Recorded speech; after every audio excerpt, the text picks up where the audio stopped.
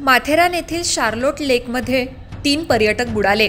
माथेरान येथील शार्लोट लेक या ठिकाणी पाण्यात उतरून पोहण्याचा आनंद घेणाऱ्या 3 पर्यटकांचा बुडून मृत्यू झालाय। 10 जणांचा ग्रुप माथेरान इथे पर्यटनासाठी आल्यानंतर शार्लोट लेकमध्ये उतरले आणि तेथील पाण्याचा अंदाज न आल्यानं 3 बुडून मृत्यू झालाय। सध्या तपास कार्य सुरू असून एका पर्यटकाचा मृतदेह बाहेर काढण्यात यश आलंय।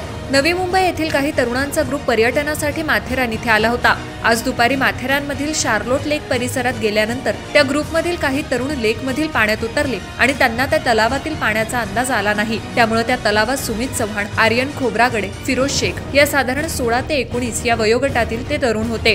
पर्यटक पाण्यात बुडाले असल्याची माहिती मिळताच माथेरान पोलीस आणि सह्याद्री आपदा मित्र हे शार्लोट लेक इथे धावून गेले। मात्र संध्याकाळ होत असल्याने पाण्यात उतरून शोध घेणाऱ्या आपदा तरुणांना अडचणी येऊ लागल्या। मात्र अंधार पडेपर्यंत एका तरुणाचा मृतदेह बाहेर काढण्यात यश आलं होतं।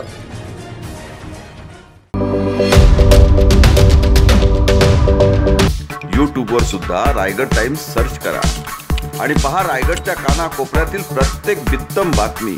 आणि हो, लगेच सबस्क्राइब बटनवर क्लिक करायला विसरू नका। रायगड टाइम्स, आपलं चॅनल, आपला आवाज।